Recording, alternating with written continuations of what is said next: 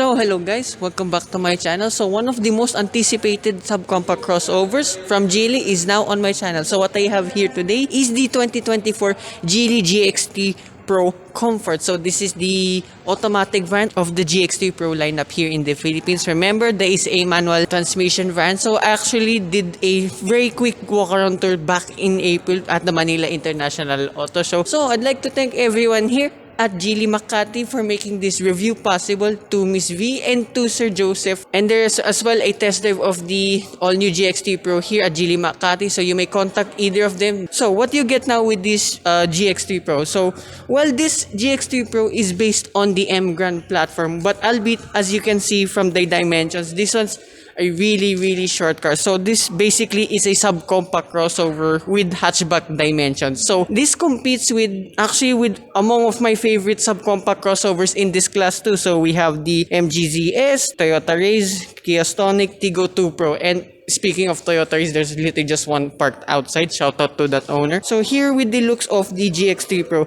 Okay, I'll be very honest, since I know a lot of Geelys because I am a Geely simp myself. It looks a little bit dated only, but I would say I can consider it brand new for a market because yet again, it's a fresh face already here in the Philippines. So you get a nice grille over here that actually stands out from the rest of the Geelys here already on display. And sadly too, still the same like from the auto show, you get halogen lights over here, but at least you still have LED DRLs up above, and I like that blue halo over here on the halogen light itself. The ground clearance is actually the same with every competitor, so this one stands to at 185 millimeters. Here on the side profile, yet again, it's a very short car, so you have a carbon fiber trim here on the side mirrors, and as well being a subcompact crossover, there is a lot of cladding here on the side. Hilariously, on the side skirts, there's like a carbon fiber trim here. Just being honest only, I wish the cladding was a little bit bigger because I can see the paint underneath the cladding here below the door, but that's just a small nitpick of 9 only. So, buying this all new GX3 Pro, well, it's a very familiar engine, I have to say. So pairing this is exactly the same like with the Geely M gun. So this is a 1.5 liter naturally aspirated 4-cylinder engine that produces 102 horsepower and 140 Newton meters of torque. So this comfort variant is mated to a CVT transmission with 8-speed simulations, and the other being is mated to a 5-speed manual transmission. So hopefully I can drive that soon. So having the same engine with the Geely M gun. So this one is still a Mitsubishi derived Ariane engine, as you can see here, the code number 4G15. So here now at the rear of the GX3 Pro. So gotta be honest, I prefer the looks of the rear than the one in front. And you have a diffuser over here, reflector, and what I like with this GX3 Pro, no fake exhaust. The real exhaust is actually here. And yeah, good job on that too, Geely. So speaking of the M Grand, as you can see in this shot, so you get 16-inch wheels for this GX3 Pro, and you get disc brakes all around. So I cannot wait to drive this yet again. And to open this boot up. So actually, I think this is one of the most spacious subcompact crossovers in this class. You have a total space here of 500 liters. Well, it says 400 on the brochure, but in the specifications it says 500. So anyway, let's put it at 400 to 500 liters of space. Underneath, you have a space saver donut type tire, and then here on either side you have a cubby space, halogen light on the left side. And to like with every other subcompact crossover in this class, the load lip is pretty huge. I mean, look, it's already half of my bag, and getting stuff in and out might be a little bit difficult, but then again, it makes up for it. If you fold all of the seats down, it's actually pretty easy. Just push these buttons here on either side, and the space will increase to around 700 to 800 liters. And then there's a tonneau cover. Very good quality here too. So yeah, I cannot breathe anymore. So that's about it with the engine, exterior, and the boot of this all-new GX3 Pro. Let's check out the interior.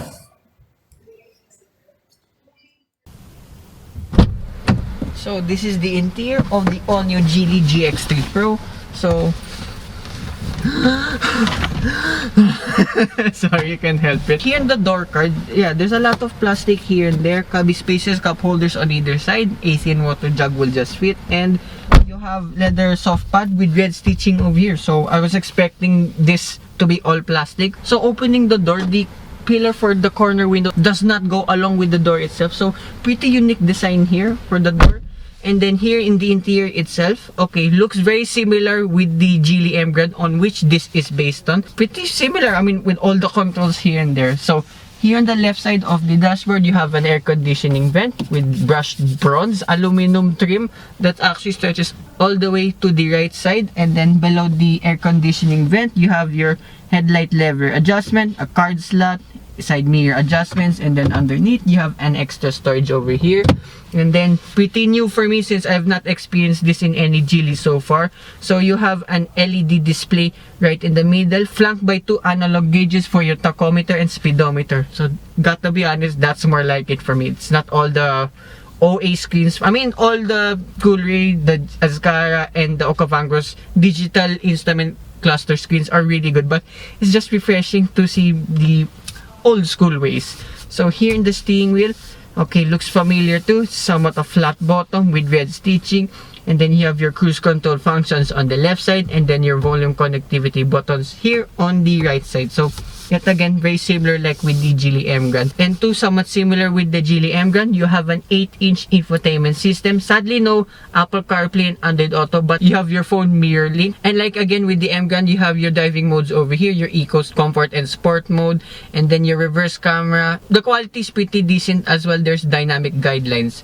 So further down, you have your engine start-stop button, your air conditioning controls, and then further down you have a USB port and a 12-volt socket. And then way further down you have a tray here for charging your key, but you can put your phones there. You can literally put 2 of my phones side to side, so which is good.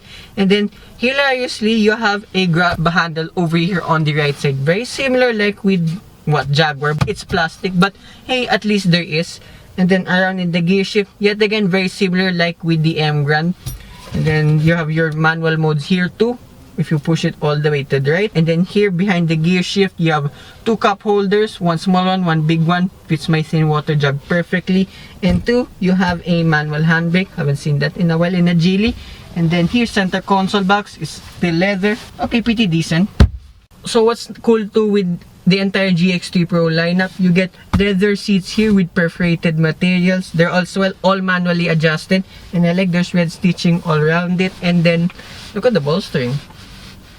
Let's try it out later on when you get to drive this. So overall here in the interior, it may look exactly the same like with the Geely M Grand, but apart from few minute details over here that have been changed, like again with the instrument cluster, the cabin here feels pretty premium. I mean, yeah, there's some plastic here and there, like above here in the dashboard, but it makes up for it for the leather parts here, like for your steering wheel. Even though it's more on the durable side of things, it's still nice to the touch. Leather here for the seats too. Really, really comfortable to sit in. Yeah, the cabin here feels very, very premium. Geely is as well very known for that. Glove box? Oh, that's small. And then above here, you have your LED lights, controls for your sunroof over here. And then visor, you have a vanity mirror only. And then, they don't extend sadly. So yeah, that's about here in front of this GX3 Pro. Let's check out the rear seats. So this is the rear of the Geely. So this is the rear of the Geely GX3 Pro. So here in the door card, almost exactly the same like the ones in front. Cubby spaces, cup holders on either side. A thin water jug would just fit. However, sadly now, you don't have leather soft pads anymore for your elbow. Bummer. But it makes up for it with the space here in the back. I mean, feet room, knee room is pretty good. Headroom, okay, just enough for me, but I think taller people won't have an issue here sitting in the back. So therefore, sitting here in the rear is actually the more spacious ones in this class of subcompact crossovers. Pretty impressive actually. So you get 2 map pockets on either side, and then you have a single USB port here in the middle along with a cubby space down below. Sadly though, there's no central armrest over here, but and again, at least there's cup holders on either side. And then if I sit here in the middle, sorry for all the plastic, transmission panel, okay, it's just less than half of my shoe. You just simply put your feet up. And then sitting here in the middle, okay, not so bad actually. It's pretty soft too. The seats here are really, really soft. It's very, very comfortable to sit in. So it as well continues your red stitching over here. Third seat belt here right above. And then one drawback I only noticed here at the rear, there's no dome light here whatsoever. So you only get a grab handle and a coat hanger here on either side. yeah, pretty basic here at the rear, but at least you have a USB port here at the rear and 2 cup holders, because I would have been freaking out if this did not come with cup holders on the rear door and you don't have a central armrest at all. So anyways, so yeah, that's about it here with the interior of this GX3 Pro. Let's go for a drive. Shout out as well to Romano Albergas. Hello. So driving this all new GX3 Pro, well, first impressions immediately.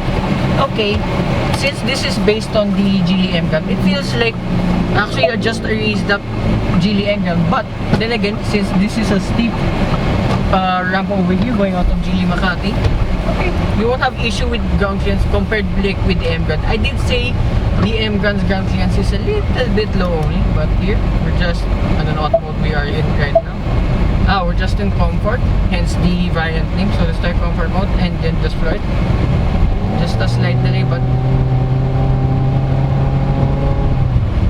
okay.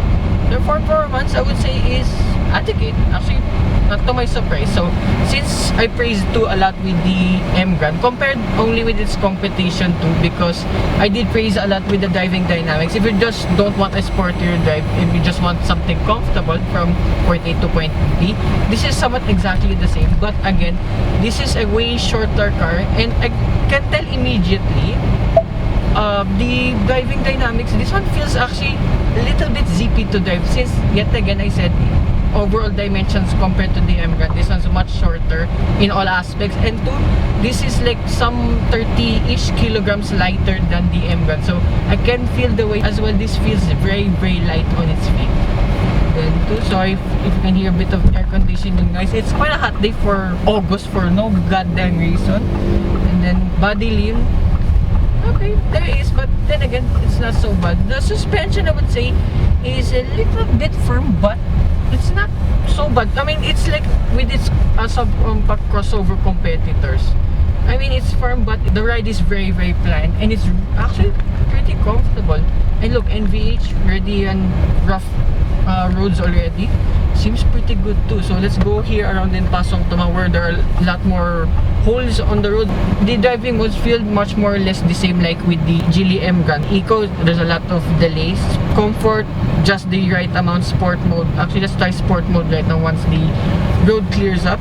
And then, oh yeah, I did notice too, there is no auto hold function for this GX3 Pro. Unlike with the M-Gun, I can confirm the M-Gun does have auto hold function. So at least I don't mind it, because this is a budget crossover anyways. And a few more things I noticed on the exterior, like here going back on the corner window, the pillar, beside the side mirror, there's like a little dive plane in between the side mirror and the pillar itself. So I'm not sure if that's for design only or there's like an aerodynamic purpose. So here, eco mode, and then just 40-50 kilometers per hour, just 1,500 RPM. So this is what Geely is known for too, their NVH. Oh, not much tires, let's just go a bit faster. And then metal sheets here, the road, whoa, soaks them up pretty well. So despite the slight firmness of the suspension, wow, this is pretty good. Okay, 60 kilometers per hour. There's just slight tire noise only, but it's not bad. So this is what Geely is, yet again, is known for their the quality here, the interior, the premium cabin, and actually the NVH overall. So you get a lot for your money already for this GX3 Pro. So I will get to the price later on. And then you're just slowly driving around.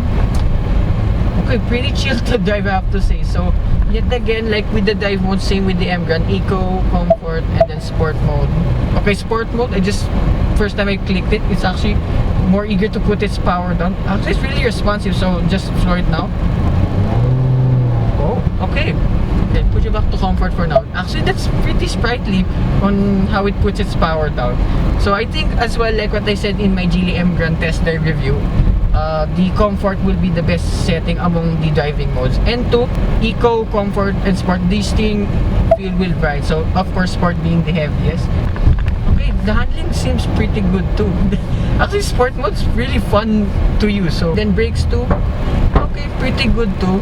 Okay, I gotta say, this is, I think, the best brake feel in this class. Actually, I would say driving dynamics overall, this is actually the best driving one too in its class. So here, let's try it.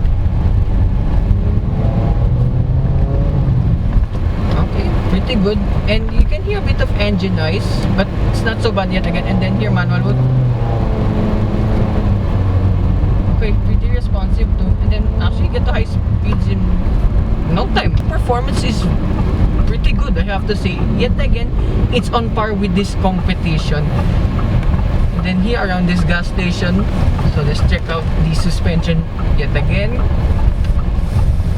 A really rough road here. Wow, that's amazing.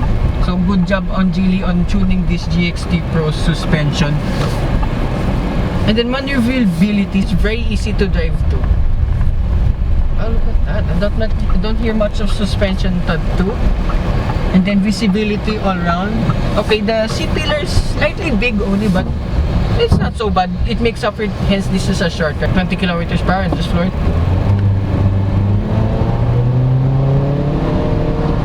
Wow. Okay.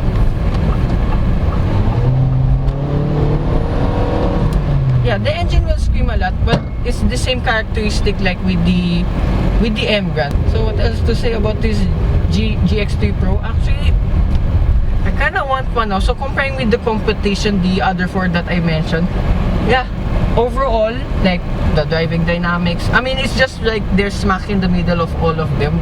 But overall, like ownership wise, like if you just want a comfortable ride and just something very chill just to drive from point A to B, this will do the job. I'm pretty surprised. So as well, fuel economy, pretty good too. So just saying here in the computer, since this is the first test drive of today, 8.2 liters per 100 kilometers. So yet again, on par with the competition. The price for all of this, so this Comfort top of the line variant starts at 878,000 pesos. So there's actually an introductory price at the moment, so you can get this at 798,000 pesos, which is, I would say, a dang steal. And the horn's really loud too. So same too with the manual variant is just 100,000 pesos less. And then let's for it, overtaking, pretty alright too.